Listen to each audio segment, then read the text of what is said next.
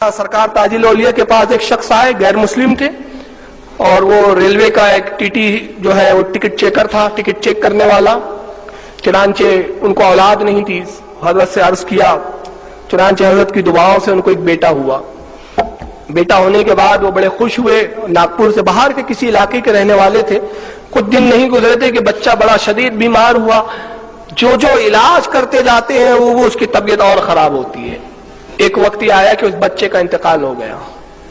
اب جب وہ بچے کا انتقال ہو گیا تو آڑوس پڑوس کے لوگ جمع ہو گئے۔ اب ہندو تھے وہ لوگ، غیر مسلم، تو انہوں نے کہا چلو ارتھی تیار کرو، اور ارتھی تیار کر کے اس کو جلا دیتے ہیں۔ تو دونوں ماں باپ جو غیر مسلم تھے، مگر دیکھیے اولیاء پر ان کا بھی اعتقاد کتنا مضبوط ہوتا ہے، انہوں نے کہا نہیں، ہم اس کو نہیں جلائیں گے، اس لیے کہ یہ بچہ ہمیں تاج الاولیاء سے عطا ہوا تھا۔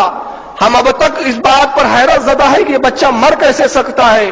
ہم اس وقت تک اس بچے کو نہیں لے جائیں گے، نہ جلائیں گے، نہ دفنائیں گے، جب تک خود تاج الاولیاء آ کے اس بچے کو نہ جلا دے یا دفن نہ کر دے۔ یہ ان کی ضد ہے۔ چنانچہ حضرت سرکار تاج الاولیاء تاج آباد شریف میں تشریف فرما ہے۔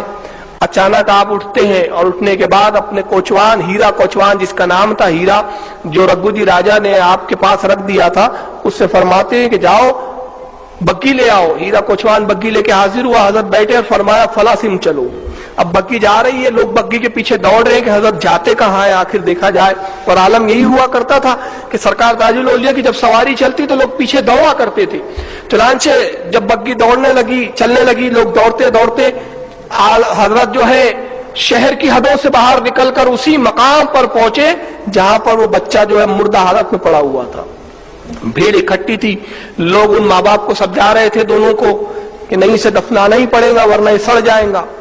چنانچہ سرکار تاج الاولیاء جیسے ہی پہنچتے ہیں، ایک شور ہوا کہ لوگوں دور ہٹ جاؤ، ہجوم ہٹا دو، اس لیے کہ وقت کے ولایت کا تاجدار آ رہا ہے، شہنشاہ ہفتے اقلیم تشریف لا رہے ہیں۔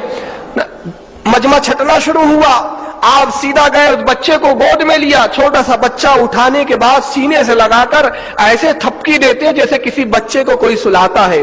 پھر باہر لائے، مجمع یہ سن دیکھ رہا ہے اس عالم کو کہ آخر کر رہے کیا ہے حضرت۔ بہت دیر تھپ تھپاتے رہے، فرمایا لو جی یہ تو صرف بے چین تھا۔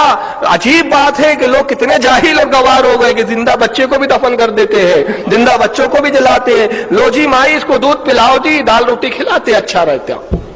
جیسے ہی ماں نے جب ہاتھ بڑھایا، اب اندر بدلا ہوا تھا وہ بچہ جسے مرے ہوئے گھنٹوں ہو چکے تھے، اب وہ بچہ آنکھیں کھول کر زندہ ہو چکا تھا، بیدار ہو چکا تھا۔ دیکھنے والی نگاہوں نے دیکھا، بے شمار لوگ تاج الاولیاء کے نعرے لگانے لگتے ہیں، قدموں میں گر جاتے ہیں۔ یہ کیا معاملہ تھا؟ یہ وہ تھا کہ یہ تقدیروں کو پلٹ دینا۔ تقدیر الہی تو یہی تھی کہ اس کا انتقال ہو چکا تھا، مگر اولیاء کو اللہ نے وہ اختیار دیا، اے میرے ولی تو مجھ سے بیان کر، تیری جو رضا ہے اس میں میری رضا ہے۔ اسی کو شاعر نے یوں کہا تھا کہ نگاہیں مرد مومن سے بدل جاتی ہے تقدیریں، نگاہیں مرد مومن سے بدل جاتی ہے تقدیریں۔ اللہ اللہ، موت کو کس نے مسیحا کر دیا؟